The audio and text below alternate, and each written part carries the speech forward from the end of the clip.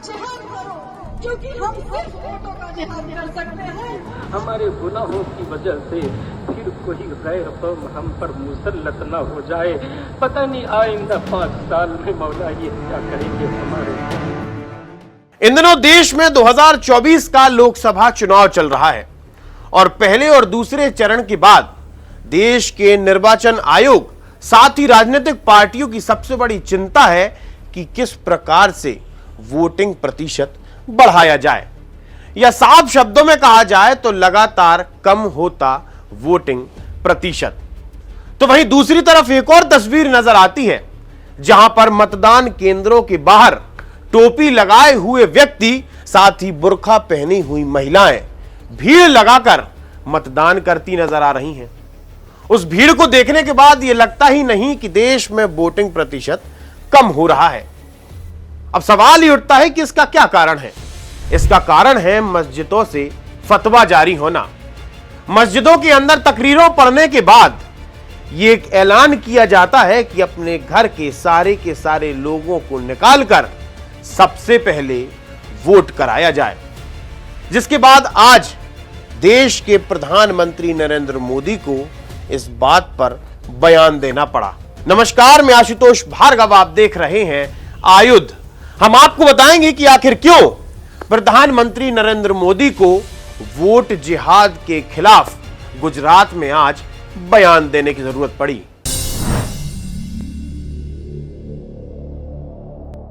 आपने कई बार लव जिहाद के बारे में सुना होगा, आपने लैंड जिहाद के बारे में भी सुना होगा, लेकिन इन दिनों इंडी गठबंधन या कहा जाए कि विपक्ष के नेता वोट जिहाद की खुले मंचों से बात कर रहे हैं। असल में मामला उत्तर प्रदेश का है, जहां पर कांग्रेस पार्टी के दिग्गज नेता सलमान खुर्शीद की भतीजी मरिया आलम, जो कि समाजवादी पार्टी की नेता हैं और खुले मंच से वोट जिहाद करने की बात कर रही हैं। इसलिए बहुत अकलमंदी के साथ, बहुत जज्बाती ना होके, बहुत खामोशी के साथ एक साथ होके वोटों का जिहाद करो, क्योंकि हम सिर्फ वोटों का जिहाद कर सकते हैं और इस संघी सरकार को भगाने का काम कर सकते हैं।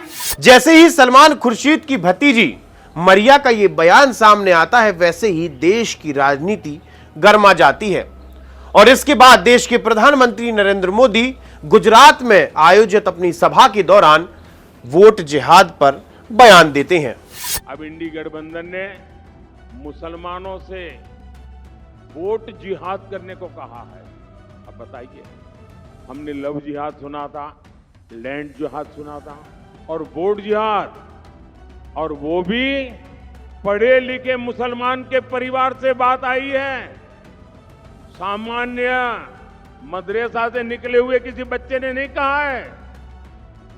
हाईली क्वालिफाइड फैमिली और कांग्रेस के वरिष्ठ पद पर बैठे हुए परिवार, ये मुसलमान परिवार ने कहा है, नारा दिया है वोट जिहाद करो। आप जानते हैं ना जिहाद का मतलब क्या होता है, जिहाद किसके खिलाफ किया जाता है। इंडी गठबंधन का साफ कहना है कि सारे मुसलमानों को एकजुट होकर वोट देना चाहिए। इंडी गठबंधन ने लोकतंत्र के उत्सव में वोट जिहाद की बात करके लोकतंत्र का भी अपमान किया है, संविधान का भी अपमान किया है। और कांग्रेस के एक भी नेता ने अभी तक इसका विरोध नहीं किया है, मौखिक सम्मति दे दी है। ये वोट जिहाद के बाद भी कांग्रेस की तुष्टीकरण की नीति को ही आगे बढ़ाती है। एक तरफ इंडी गठबंधन एसटी, एससी, ओबीसी सामान्य वर्ग को बांटने में जुटा है और दूसरी तरफ वोट जिहाद का नारा लगा रहा है।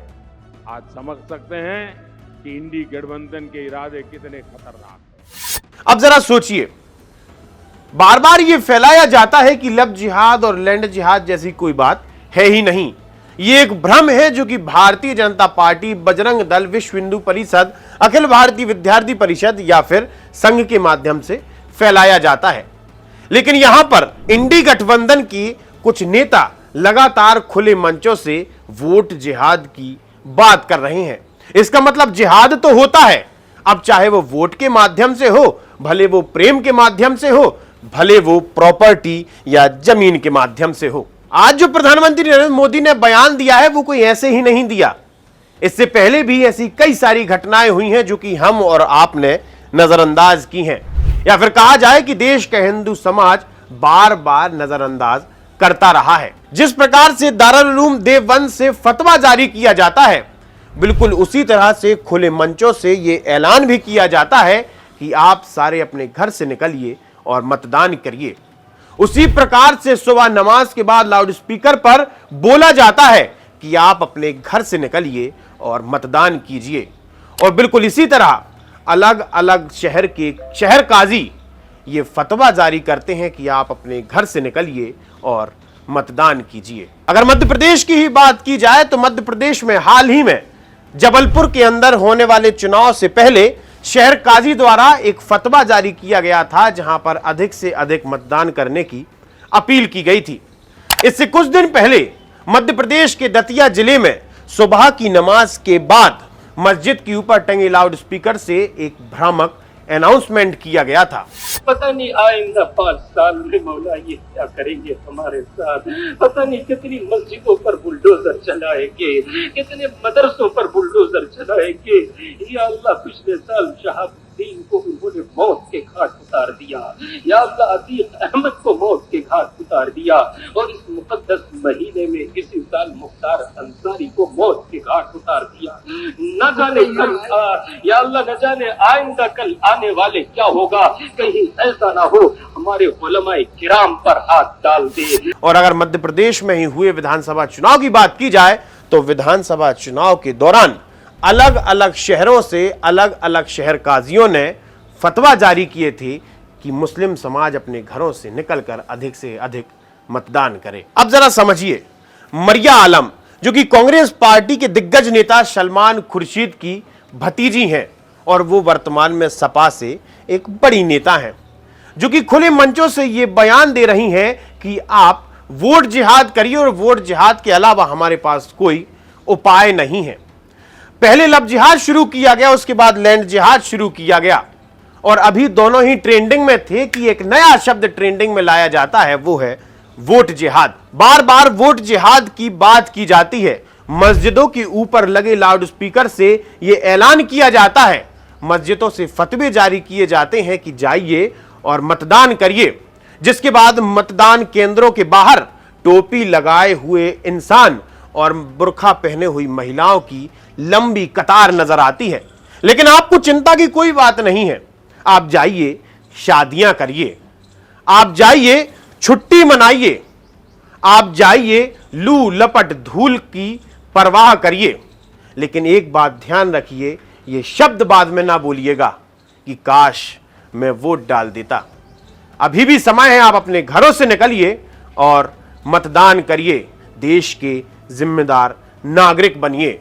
आपका बहुत बहुत धन्यवाद। आप हमारे चैनल को सब्सक्राइब कर सकते हैं। हम फेसबुक, इंस्टा, यूट्यूब, ट्विटर हर जगह मौजूद हैं। आपका बहुत बहुत धन्यवाद। लगातार जुड़े रहने के लिए आयुक्त को सब्सक्राइब जरूर करें।